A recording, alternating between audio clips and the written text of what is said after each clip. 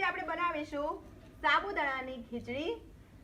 તો વ્રત ઉપવાસમાં બનતી સાબુદાણાની ખીચડી એકદમ પરફેક્ટ ખીલી ખીલી કઈ રીતે બનાવવી જેથી છૂટી છૂટી પણ બને। તો આજે હું તમને પરફેક્ટ માપ સાથે બતાવીશ અને કઈ રીતે સાબુદાણા પલાળવા અને બનાવીને તે હું તમને શીખવાડીશ જેથી ટેસ્ટફુલ કઈ રીતે બને તેનો વઘાર પણ બતાવીશ। તો જુઓ, સાબુદાણા આપણે 3-4 પ્રકારના મળતા હોય છે માર્કેટમાં, મોટી સાઈઝના, એકદમ થોડી નાની સાઈઝના, આપણે આવી મીડિયમ સાઈઝના સાબુદાણા લેવાના છે। તો સાબુદાણા ખીચડીને માટે સૌપ્રથમ શું કરવાનું છે, તો જ્યારે પણ સાબુદાણા આપણે લાવીએ તો આવી રીતે છે ને ચાળી લેવાના। તો ચીકણી બને ને તેનો એક મેઇન પોઈન્ટ પણ એ છે કે નીચે જે ભૂક્કો હોય ને સાબુદાણાનો તે પલળી જાય અને એના લીધે ચીકણી ચીકણી થાય। ધીરે ધીરે આપણે સાબુદાણા બધા ચાળી લેવાના છે।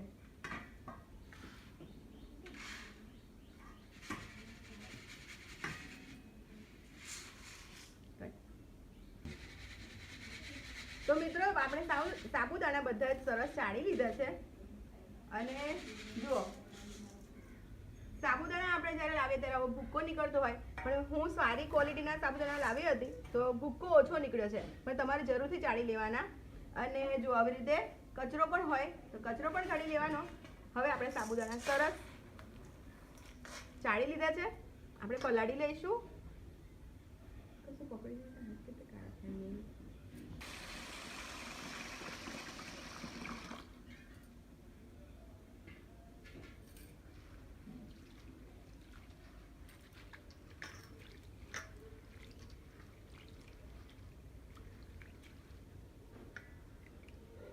આવો કચરો નીકળે તે કાઢી લેવાનો।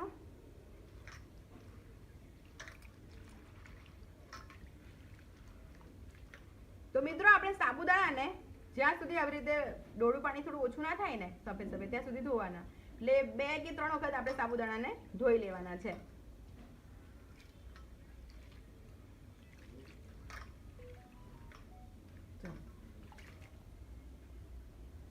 તો મિત્રો આપણે સાબુદાણાને 3 પાણીથી સરસ ધોઈ લીધા છે, એકદમ ચોખ્ખા કરી લીધા છે, જુઓ એકદમ સરસ। હવે આપણે પાણી ઉમેરીશું।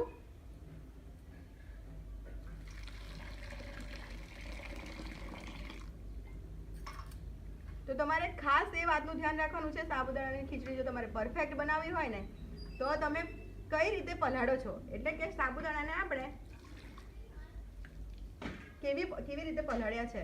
તો જુઓ, આવી રીતે સમતળ કરી દેવાના અને ઉપર ખાલી પાણી હોવું જોઈએ, દેખી શકાય છે, વધારે નહીં, ખાલી સાબુદાણાની ઉપર જ આટલું જ સમતળ પાણી હોય ને તેટલું જ રહેવા દેવાનું છે। અને આ સાબુદાણા તમારે 5 થી 6 કલાક માટે સરસ પલળવા દેવાના છે। 6 કલાક પલળેલા હશે ને તો જબરદસ્ત વ્યવસ્થિત ખીલેલા થઈ જશે, તેનાથી વધારે થશે તો પણ વાંધો નહીં, પણ ઓછું નહીં। તો હવે આપણે 6 કલાક પછી સાબુદાણાની ખીચડી બનાવીશું। તો મિત્રો 6 કલાક થઈ ગયા છે અને આપણા સાબુદાણા સરસ પલળી ગયા છે, તો ચાલો હું તમને બતાવી દઉં।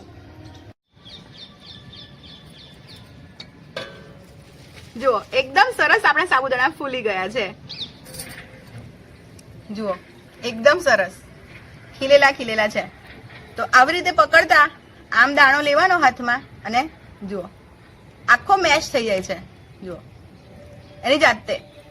એનો અર્થ એ કે આપણા દાણા એટલે કે સાબુદાણા એકદમ સરસ ફૂલી ગયા છે અને એકદમ ખીલેલા ખીલેલા છૂટા થઈ ગયા છે। તો હવે આને બસ હળવે હળવે આવી રીતે ચમચો લેવાનો અને જો આમ કરવાનું અને છૂટા કરવાના, બસ આવી રીતે છૂટા કરી લેવાના છે। તો બસ આપણા સાબુદાણા સરસ થઈ ગયા। હવે આપણે ખીચડી બનાવવાની શરૂઆત કરી દઈશું। મિત્રો પતિદેવજીએ સરસ ચૂલો સળગાવી આપ્યો છે, તો આપણે કઢાઈ મૂકી દઈશું। તો રોજબરોજના ઉપયોગમાં અમે કઢાઈનો ઉપયોગ નથી કરતા, પણ આ મારી વર્ષો જૂની કઢાઈ છે મારા સાસુમાની। તો અમુક વસ્તુ હોય ને તો અમે જાડા તળિયાવાળી કઢાઈનો ઉપયોગ કરવાનો હોય તો આ કઢાઈ ઉપયોગમાં લઈએ છીએ, બાકી ધાતુની કઢાઈનો ઉપયોગ કે ધાતુનો ઉપયોગ રોજબરોજના જમવાનું બનાવવામાં નહીં કરવાનો। તો આપણે તેલ ઉમેરી દઈશું।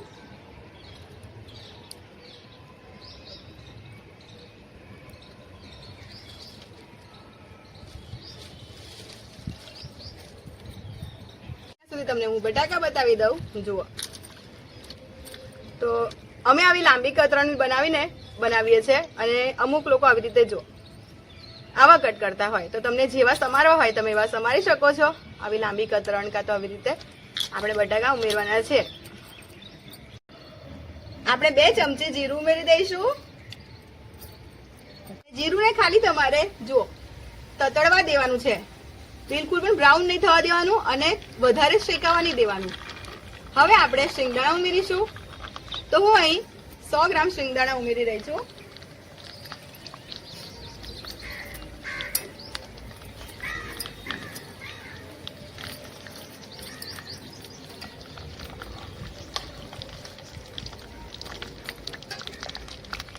તો મિત્રો લીલા મરચા ઉમેરવાના છે. તો હું તીખા અને મોળા આવી રીતે જો આ તીખા મરચા આવે અને મોરી જાતના, આવા 2 જાતના ઉપયોગ કરું છું અને આવી રીતે સમારવાના, જેથી જેમને પણ ખાવા હોય ને અને ના ખાવા હોય તો અલગ કરી શકે. આપણે લીલા મરચા ઉમેરી દઈશું.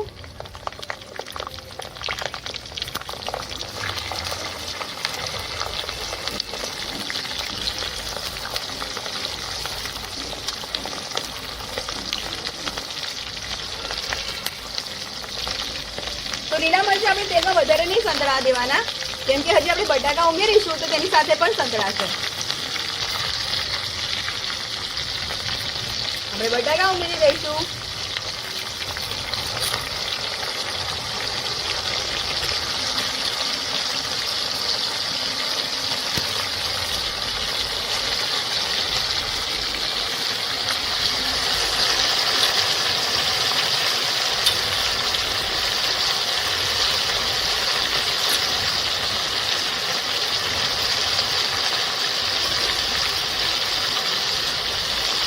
આપણે 1 ચમચી જેટલું મીઠું અત્યારે ઉમેરી દઈશું અને 1 ચમચી પછી ઉમેરીશું.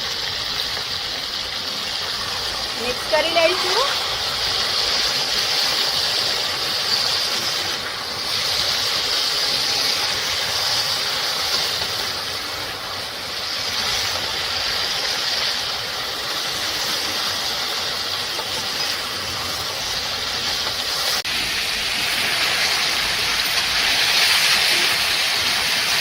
તો જોઈ શકો છો મિત્રો, એકદમ સરસ શિંગદાણા, લીલા મરચા, જીરું એકદમ સરસ રીતે સંતળાઈ રહ્યું છે. હવે આપણે આ ઢાંકી દેવાનું છે.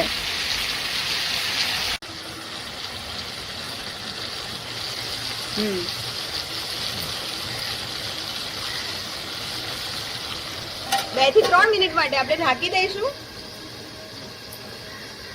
મિત્રો આપણે 2 મિનિટ થઈ ગઈ છે, ખોલી લઈશું. જુઓ 2 મિનિટમાં તો કેટલું બધું પાણી આવ્યું, બટાકાનું વળી ગયું.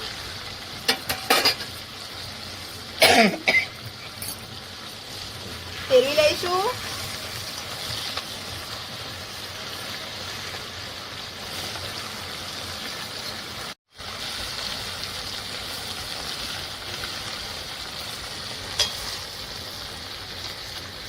જુઓ 2 મિનિટમાં તો બટાકા સરસ ચડવા આવ્યા છે, એકદમ સરસ.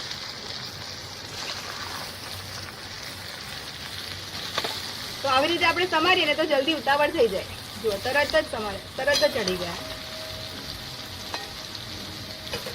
અડધા સાબુદાણા ઉમેર્યું કેમ કે છે ને. જુઓ મિત્રો એકદમ સરસ આપણા બટાકા નરમ થઈ ગયા છે. કહી શકાય કે ફ્રેન્ચ ફ્રાઈઝ ખાવાની મજા આવે ને આવી રીતે. તો આપણે હવે સાબુદાણા ઉમેરી દઈશું.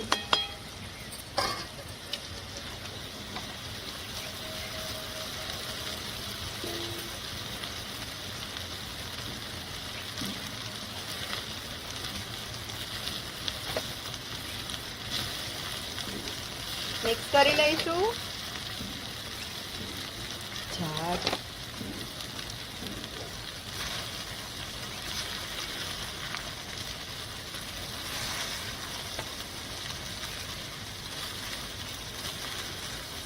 મિત્રો સાબુદાણાની ખીચડી અલગ અલગ રીતે બનતી હોય છે.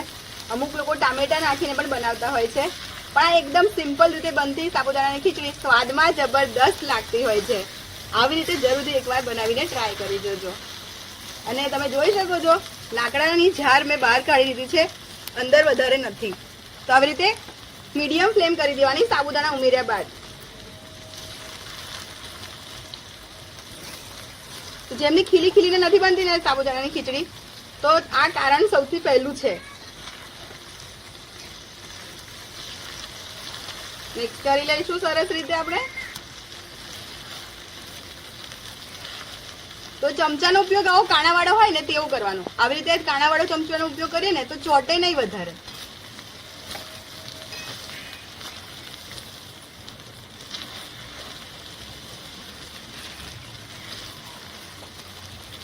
અને સાબુદાણાને આપણે વધારે નહીં ચડવવાના, કેમ કે સાબુદાણા ઓલરેડી પલળેલા હોય જે સરસ ચડી જ જાય. તો આપણે ખાલી મિક્સ કરવાનું અને સાબુદાણા ટ્રાન્સપરન્ટ થાય ત્યાં સુધી જ આપણે ફેરવવાના છે, મિક્સ કરતા જવાનું છે. વધારે જો તમે ચઢવા જશો તો તમારા સાબુદાણા ચીકણા થઈ જશે. તો બસ મિક્સ કરતા જવાનું છે. બહુ તો 1 થી 2 મિનિટ થશે આ બધું મિક્સ કરતા, ત્યાં સુધીમાં સાબુદાણા સરસ ચડી જશે.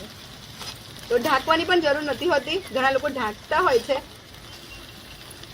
તો જુઓ મિત્રો, 2 થી 2.5 મિનિટ થઈ ગઈ છે અને લાકડામાં એકદમ સાઈડમાંથી કાઢી લીધા છે. જોઈ લો, કેમ કે એકદમ મીડિયમ ટુ લો ફ્લેમ કરી દેવાની, એકદમ સ્લો કરી દેવાની અને પછી મિક્સ કરવાનું. હવે જુઓ 2.5 થી 3 મિનિટ થાય ને ત્યાં સુધીમાં તો હવા ટ્રાન્સપરન્ટ થઈ જાય અને બિલકુલ ચીકણા નહીં. જુઓ અલગ અલગ થઈ જાય, એક દાણો અલગ અલગ થઈ જાય. તો આપણી બની ગઈ છે હવે સાબુદાણાની ખીચડી. તો એકદમ ફટાફટ બની જાય.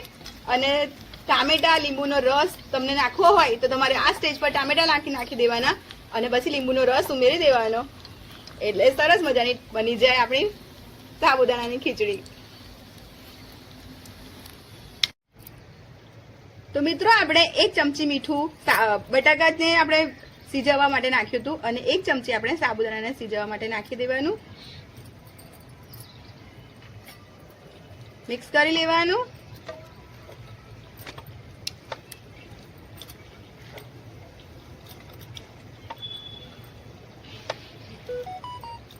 તો જોઈ શકાય છે એકદમ ખીલેલી આપણી સાબુદાણાની ખીચડી બનીને તૈયાર છે.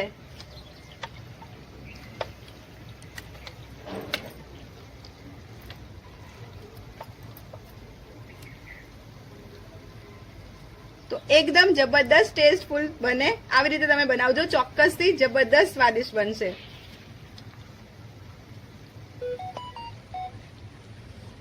Thank you.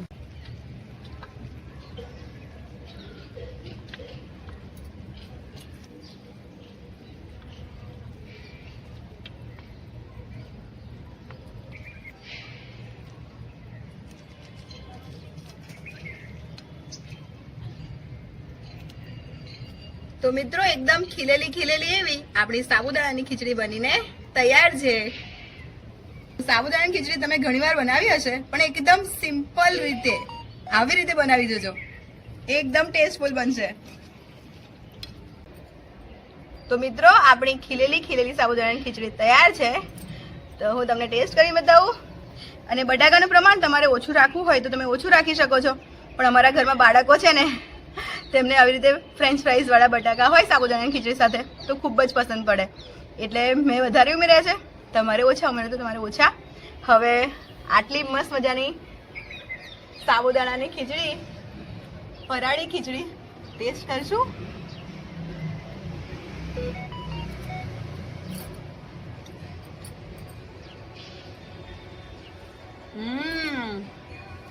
એકદમ સિમ્પલ વેમાં બને પણ જોરદાર બને.